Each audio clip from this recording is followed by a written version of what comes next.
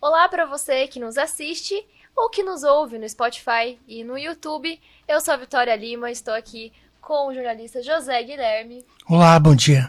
E também com Tom Freitas. Bom dia, boa tarde, boa noite. Seja a que horário que você esteja vendo.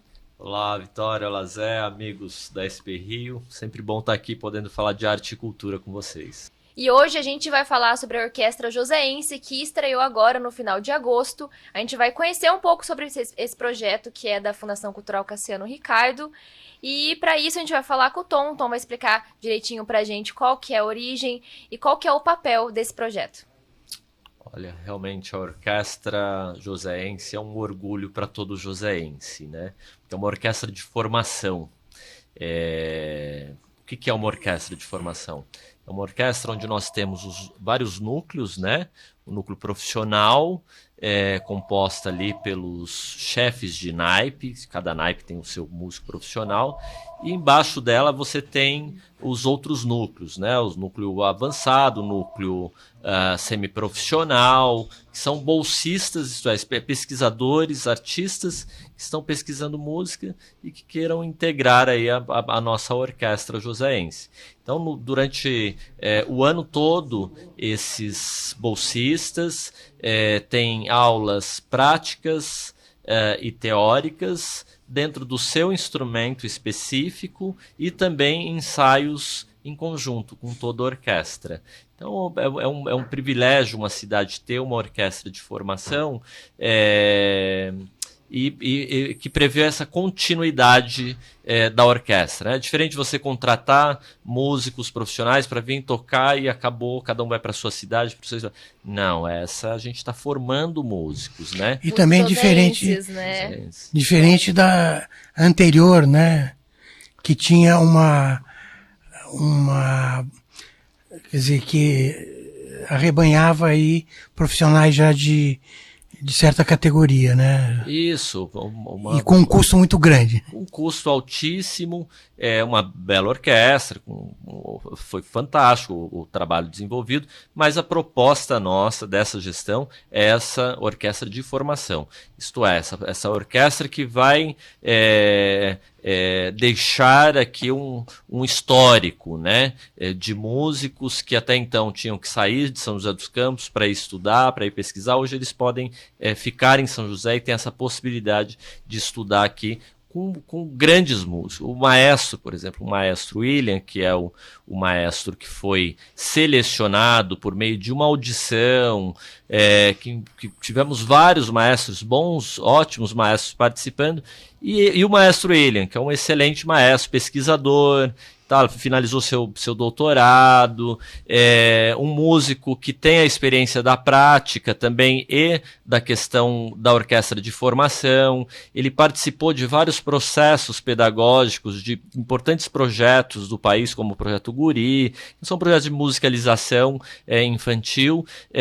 Então ele tem essa bagagem, essa experiência de trabalhar com orquestra de formação. E está dando muito certo, como a Vitória colocou.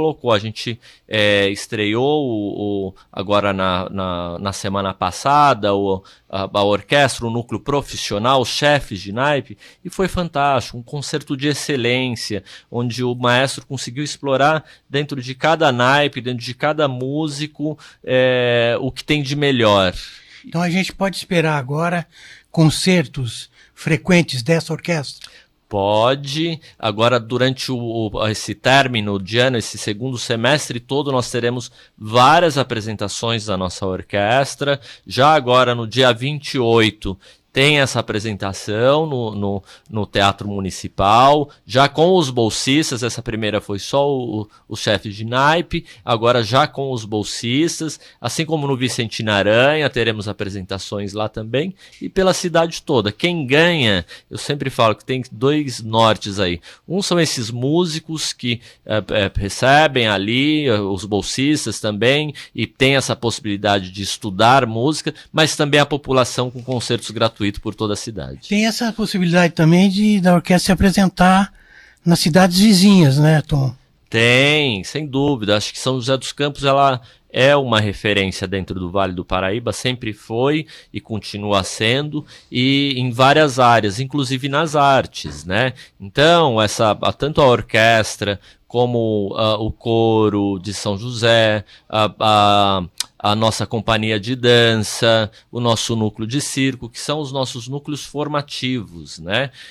Que todos eles têm as suas semelhanças nesse sentido, que se você tem vários núcleos, núcleo profissional, semiprofissional, e onde você tem os bolsistas que têm o interesse de se desenvolver, seja no circo, seja na dança, seja na voz e seja na orquestra. Sim, na orquestra, inclusive, são 3 núcleos, né?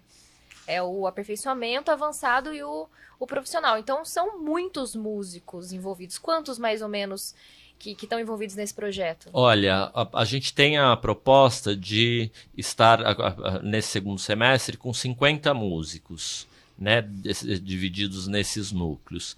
Nós abrimos uma audição para os chefes de naipes, depois para preencher esses outros núcleos, né? Então a gente vai abrindo essas audições de acordo que o projeto vai acontecendo, e a gente vai preenchendo esses espaços para que até o término do ano a gente já estejamos aí com 50 músicos compondo a nossa orquestra, mas o objetivo é ter uma orquestra maior ainda. Então, né? assim, ainda tem espaço. Quem quiser participar, quem já souber, né, já for um pouquinho da área assim e quiser participar desse grande projeto joseense, né, dá para participar ainda. Dá né? sim, Vitória. A gente abre essas audições, tem que ficar de olho no site da Fundação. Por exemplo, agora a gente está com a audição para o coro, né, para o coro de São José. Nós abrimos um núcleo, quase como um vestibulinho, um núcleo para músicos que queiram participar da audição, porque é um desafio diferente, né? É uma experiência que São José não tinha até então, né? Você participar de uma audição com músicos profissionais, com uma banda. As pessoas nem sabem o que é uma audição. Não sabe. E às vezes é um bom músico, tal, mas não tem essa experiência. Então, a gente abriu esse processo, agora já fechou, mas a gente já está com alguns músicos nesse preparatório para audição. Então, eles já estão participando da orquestra, recebendo aulas ali, participando desses núcleos individuais ou mesmo coletivos, para quando chegar a audição, ele já está preparado para ele apresentar no seu instrumento a tua experiência ali na área musical e aí sim compor a orquestra, né? Muito bom. Zé Gui? Então, a gente sabe que dentro dessa política de formação que vocês têm imprimido desde que estão à frente aí da Fundação, a LIF, né, é um instrumento muito procurado, não é, Tom? Como é que está a LIF hoje? Encerra hoje, né? Encerra hoje. Zé, ali nós temos 2 instrumentos de fomento, né? Um direto e um indireto. Temos o Fundo Municipal de Cultura, que é um fomento direto, que são editais onde os artistas se inscrevem e a gente repassa, a gente repassa o recurso e ele cria a sua proposta artística. O outro é o indireto, que é esse que você falou, que é a LIF, que trabalha com incentivos fiscais, onde esse criador, este produtor, este agente cultural desenvolve o seu projeto, inscreve, passa por um processo de seleção também. Ele sendo aprovado, ele ganha uma carta para captar esse recurso junto às empresas aqui de São José dos Campos, empresas essas que pagam o ISS e o IPTU. Daí elas têm abatimento. Então elas investem em cultura e conseguem abater isso do imposto dela. Você sabe em que áreas há mais procura desse dinheiro? Olha, é muito variado, né? As propostas, elas acontecem em todos os setores, inclusive em novos setores que nós criamos agora, que é a área de patrimônio histórico, que não existia, a área de games, por exemplo, de aplicativos. Então, assim, a gente está atualizando as políticas públicas para o tempo contemporâneo, para o tempo de hoje. Então tem vários editais. Agora, as empresas, daí de acordo com a empresa quer investir, algumas querem investir mais em ações voltadas para cursos, para oficinas, que vai trabalhar com a comunidade do entorno dessas empresas. Alguns são mais arrojados e outros mais tradicionais. Mais né? tradicionais. Conservadores. É o perfil do empresário. Mas né? tem para todo mundo, né? Tem para todo mundo. Tem para todo mundo, tem projetos contemporâneos, tem projetos de apresentações, de exposições, de curta-metragem e de oficinas, projetos mais voltados ali para essa formação mesmo de jovens no campo artístico, claro, né? E agora no campo do patrimônio histórico também e de aplicativos. Qual é a ideia dessa abertura para o patrimônio?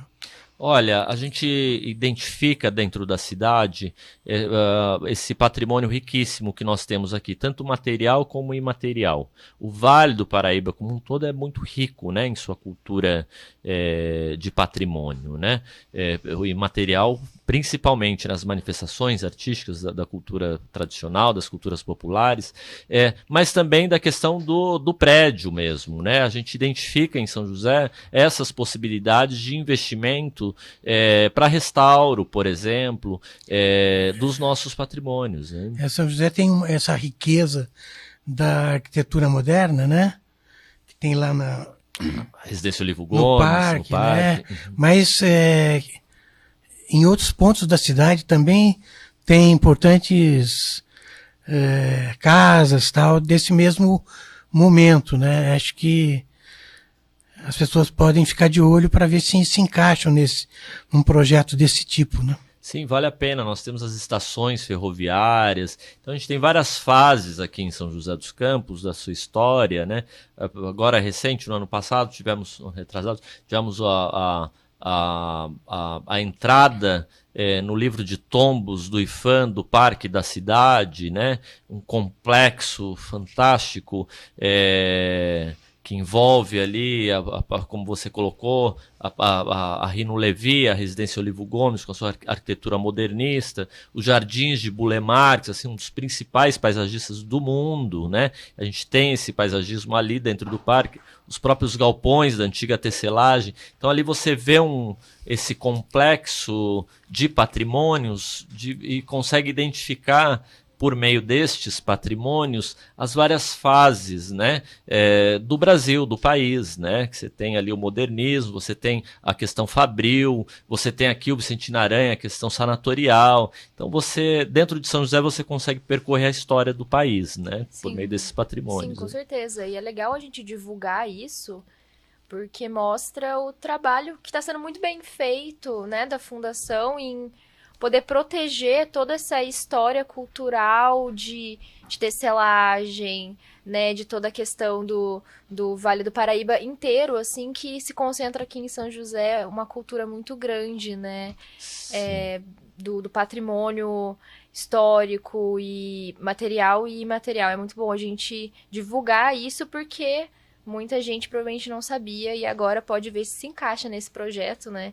Nesse novo projeto, nessa nova categoria. Sim, tanto para inscrever projetos, propostas artísticas, como a gente já convida aqui todo o público também para visitar esses patrimônios, né? A gente tem o City Tour, que é uma parceria com a Diretoria de Turismo, onde nós fazemos essas visitas em algumas estações, na área central, no Mercadão. Só tomar cuidado com o quero-quero, né?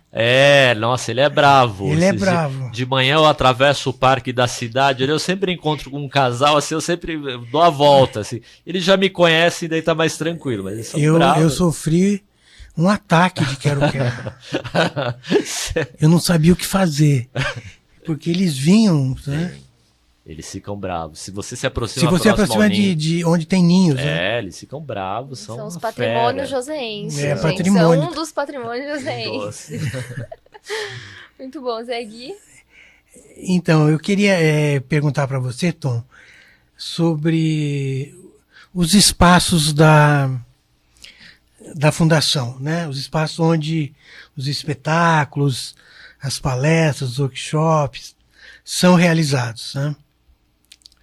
Porque a gente fica assim, a não ser aquelas pessoas que frequentam, que são fãs incondicionais e conhecem tudo, tem muita gente que vai em um ou outro espetáculo, mas fica bombardeado de locais, né? É no Teatro Benedito, é na Casa Clemente Gomes. Então, esses espaços a gente vê que estão em vários pontos da cidade. Eu perguntei para você, aqui nos bastidores, se esses espaços tinham uma vocação, né? E você respondeu que sim e não. Então eu gostaria de saber qual é a vocação desses espaços. Olha, Zé, realmente São José é realmente privilegiada por ter tantos espaços dentro da cidade, né? A gente tem as 11 casas de cultura que tem essa capilaridade, eu sempre falo, tem essa capilaridade de estar na cidade toda. Nós temos os nossos teatros, né? O Teatro Municipal, Cine Teatro Benedito Alves, Cine Santana na Zona Norte. Temos os 3 museus, né? O Museu Municipal na antiga Câmara, na área central, Museu de Arte Sacra, ali próximo ao Mercado Municipal, o Museu do Folclore dentro do Parque da Cidade, isso falando dos que nós fazemos a gestão. Ainda temos outros museus, outros espaços, mas só esses que nós fazemos a gestão são muitos, diversos e em vários locais da cidade, em vários espaços da cidade. Essa questão da vocação, as casas de cultura, elas dialogam muito com o entorno dela, não gosto da palavra entorno, mas das proximidades dela, né? Então você percebe que no Novo Horizonte você tem um perfil de população e um perfil de arte, você consegue cultura, identificar a vocação mais nas casas de cultura, é isso, porque daí ela dialoga com aquela população que mora ali, que frequenta a casa, com os artistas que tem ali, embora a gente gosta muito da diversidade. Então, mesmo que na Zona Norte você tem mais a viola, ali um perfil mais, né, do mineiro, de uma cultura tradicional, todo, né? Um contexto cultural artístico daquela região, a gente gosta da diversidade, do diversificar também, de levar o novo também e de conhecer o novo dentro desses espaços. Então, por exemplo, no Cine Santana, ali nós temos esse perfil mais mineiro, da viola, tal, que é muito forte, muito rico. A gente coloca ali em termos de linguagens artísticas, o audiovisual, Cine Santana, então a gente preserva essa questão do cinema, é muito rica a programação do ponto de vista de cinema ali dentro, mas a gente cria novos programas, como por exemplo o Cine Rock, que é quinta sim, quinta não, tem uma banda de rock and roll ali dentro do Cine Santana, tocando rock and roll e convidando, então essa banda já faz parte do nosso edital, do Circulação, e sempre a banda que a gente atribui para lá, ela convida uma nova banda para se apresentar, uma banda que está se despontando, que está aparecendo, que ainda não está no circuito ou nos nossos editais, então essa banda convida e abre o show dela. É uma linguagem rock and roll no Cine Santana. Poxa, mas será que vai dar? Vai, tá dando muito certo. A juventude tem ido para lá, ocupado esse espaço Cine Santana. Novas bandas têm conhecido, e daí é um outro fator, esse artista está conhecendo também o trabalho da Fundação e tendo essa possibilidade de se apresentar. E acaba criando um núcleo ali, né? Um núcleo de rock ali, é o que tá acontecendo. Daí você pega aqui, na área central, o Cine Teatro Benedito Alves. Por que eu digo que essa vocação, essa diversidade do espaço, ela é fundamental do ponto de vista da gestão contemporânea? Porque eu tenho ali o espaço. Cada vez mais a gente busca espaços multiáreas, multilinguagens, para vários públicos. Isso é fundamental. Uma das questões da história da gestão cultural no meu ponto de vista, foi um erro de ter que marcar muito e separar muito esses territórios. Isso foi um problema. A gente acabou afastando pessoas que poderiam estar dentro de museus. Dentro que, às vezes, os artistas fazem isso também. Quer dizer, os artistas também criam seus guetos, né? Sim, criam. Precisa fazer justamente essa mistura, né? É levar o Emicida lá para a Sala São Paulo. Sem dúvida, levar o Emicida para a Sala São Paulo e levar a orquestra para uma área periférica, porque você tem público. Quando você conhece esse diferente até então, né? Ele é diferente. Poxa, eu gosto de orquestra e tem um MC aqui. Se eu não conheço, ele não é diferente, ele é ruim, ele é estranho. É porque que eu conheço, nossa, não é ruim, é diferente. É que ele cria uma outra coisa, né? Ele cria um outro momento cultural, né? Quer dizer, o Emicida na Sala São Paulo é o Emicida na Sala São Paulo. É uma outra... É uma outra coisa, É, né? uma outra coisa. E você amplia esse público. Você leva esses públicos que até então não visitavam esses espaços para dentro desses espaços e ele passa a conhecer uma outra programação, assim como aqueles que frequentam aquele espaço passa a conhecer uma outra linguagem que até então ele tinha um certo preconceito e passa a, pelo menos, respeitar. Não precisa gostar, mas passa a respeitar. Então, essa diversidade dos espaços é o que a gente está buscando dentro dos nossos. Você pega o Cine Teatro Benedito Alves, na região central. Poxa, não, é teatro, é dança, é música. A gente criou programas específicos. Então, você pode criar dias, né? Então, no Cine Teatro Benedito Alves, a gente criou programações. Então, toda sexta-feira, se você gosta de teatro, você vai no Cine Teatro Benedito Alves e à noite você tem uma apresentação de teatro ali. Se você gosta de música, todo sábado à noite você vai no Cine Teatro Benedito Alves, você tem música, uma apresentação musical no Benedito Alves. Se você gosta de teatro, ou música, ou dança, mas para um público infantil, você vai no domingo à tarde no Cine Teatro Benedito Alves e você tem uma apresentação voltada para esse público. Então você cria programas e você cria datas. Você não fecha o espaço com uma linguagem. Você pode fechar dias com linguagens e públicos diferentes, que daí é certeiro, você não precisa nem olhar na agenda, você sabe que está no centro, vou ali que eu sei que tem teatro na sexta, música no sábado e infantil no domingo. Assim a gente está criando dentro dos nossos espaços essa programação, né? Uma programação pensada, o mercadão vivo.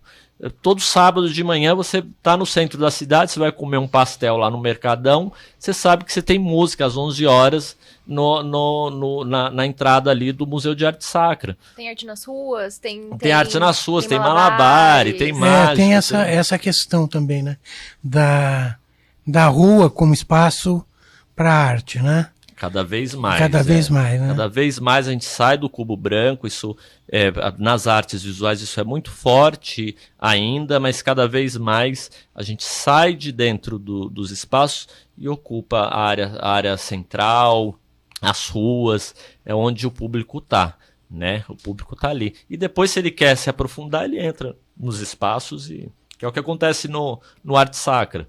Vai lá, tá comendo um pastel, vê uma música, pode ser desde uma dupla de violeiros, ou como semana passada tava o Benoit com jazz lá, no sábado de manhã no centro da cidade, né? E daí você tem público de jazz, você tem público de viola, daí esses públicos se encontram, né? Acho que parte do papel da arte é esse também, né?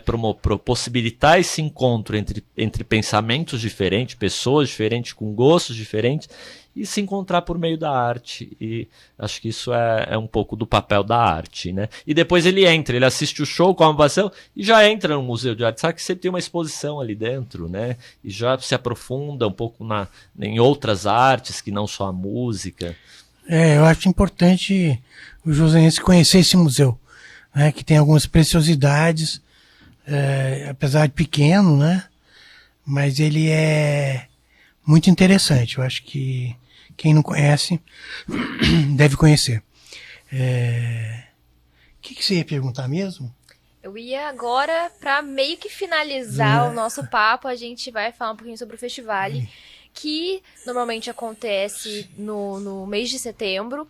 E agora, 2022, voltamos aos palcos, né, com as apresentações presenciais. Conta pra gente um pouquinho da história desse festival, qual que é o conceito dele, essa visão agora, talvez nova, que a gente está tendo agora em 2022, esse renascer, né, do teatro aqui em São José com esse festival, que é um dos grandes festivais, né, de teatro, e obviamente da descentralização, né, do teatro, porque está acontecendo na cidade inteira, como sempre acontece a programação cultural aqui da cidade, né? Tá, Vitória, tá na 36ª edição, então já tem uma tradição dentro da cidade, dentro do Vale e dentro do país, porque ele é sim um dos principais festivais de teatro do país, né? 36 edições, é um festival nacional, né?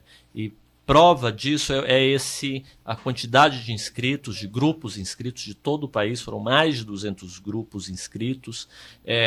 Nós tínhamos um núcleo de curadores externos e internos, então curadores da Fundação, mas também com outros 3 pesquisadores das artes cênicas de fora, todos eles, em sua maior parte, um dá aula na Unicamp, outro na PUC, outro na Universidade do Rio de Janeiro, enfim, são pesquisadores mesmo da área e que nos ajudaram aí a selecionar esses grupos. Nós selecionamos 15 grupos daqui de São José dos Campos, isso mostra a riqueza de grupos e da produção local, 15 grupos daqui de São José dos Campos, 10 grupos do estado de São Paulo, Vale do Paraíba, do estado todo, Campinas, de outras regiões, e outros 4 de estados diferentes, que não São Paulo.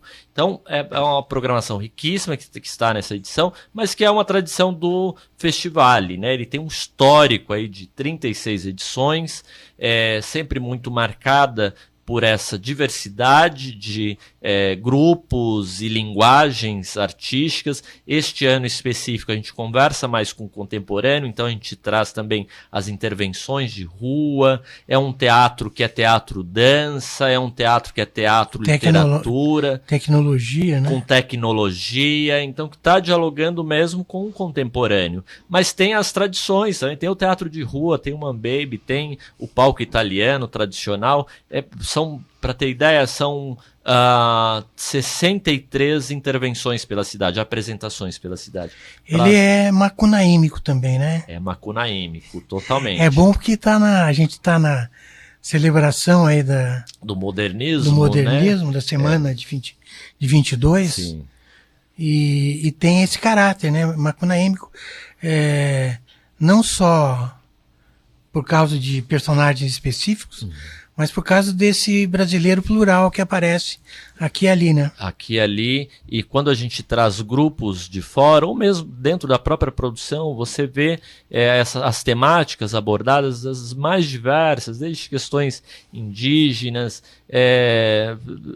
Esse festival ele é uma radiografia do que foi a produção artística nesse período pandêmico. Porque tudo que se produziu nesses 2 últimos anos está se apresentando nesse festival. E é uma retomada, como você falou, Vitória, é uma retomada com esse encontro com o público, que é fundamental, principalmente nas artes cênicas. Ela pede esse olhar no olho, esse estar perto, o público pede o encontro com o artista, a ação acontece deste encontro, né? Cada apresentação ela é diferente de outras por conta dessa interação com o público. Então, e você percebe isso nesse festival. Tem um clima de libertário, assim, né? De libertação, né? Tem. É o encontro, né? Foram tanto tempo fechado dentro das casas, ou produzindo por meio de tecnologias de forma remota. Então, estar nas ruas, nas praças e nos palcos é uma grande festa para as artes, e a população é que ganha, né? Incrível. O Festivale continua até o dia... Até o dia 11. Até o dia 11, agora em agosto, e em setembro. E se tudo der certo, nos próximos anos teremos aí 50 edições. Muitas edições, Vitória, muitas. E vai dar. Com certeza. E muitos outros projetos também que a Fundação tem. A gente vai chamar você para falar sobre todos. Eba. Em breve teremos o Tom para falar sobre todos os projetos aqui da Fundação. Eba. Se tudo der certo, a gente vai falar sobre todos, porque são muitos, não tem como falar em 30 minutos. Nosso tempo já está se encerrando. E hoje eu agradeço muito a sua presença aqui, Tom. Muito obrigada por conversar com a gente sobre esses 2 projetos incríveis, né? A Orquestra Joséense, que é uma grande estreia, uma grande novidade aqui em São José, e o Festivale que está acontecendo agora e que já está aí 36ª edição, e depois de 2 anos aí no online, graças a Deus voltou. Muito obrigada pela sua presença. Eu que agradeço, Vitória. Para mim é muito bom poder estar aqui na SP Rio, conversando com vocês. É sempre uma boa conversa sobre arte, sobre cultura, sobre gestão. E por falar, eu queria aproveitar essa deixa. Nós estamos com um mapeamento sendo realizado aqui em São José dos Campos. Se ainda der tempo, vamos lá. Acho que os artistas que tiverem interesse em se cadastrar, entrar no radar da Fundação Cultural Cassiano Ricardo, tem que entrar no site e fazer seu cadastro. Artista, produtor, técnico, grupos, coletivos, artísticos, entra, faz o seu cadastro para poder entrar no nosso radar, para que a gente consiga aí desenvolver políticas públicas para a área da cultura mais assertivas, né? Com esses dados, com essas informações que são fornecidas pelos próprios artistas, a gente consegue desenvolver os nossos editais e chegar... o censo artístico da cidade. É, né? Um censo artístico. Você tem todas as informações e pode pensar em políticas para cada um desses nichos. Né? Para cada um desses nichos. A gente sabe que hoje a gente tem em torno de 1.200 cadastrados, então a gente já desenvolve, sua maior parte são das artes cênicas, de teatro, de dança e de música, mas tem vários outros, tem das artes visuais, da literatura, do audiovisual, então grupos, coletivos, técnicos, entra lá e faz seu cadastro para entrar no nosso radar. Muito obrigado, Zé. Muito obrigado, Vitória. Até a próxima. Até a próxima. Evoé. Tchau, tchau.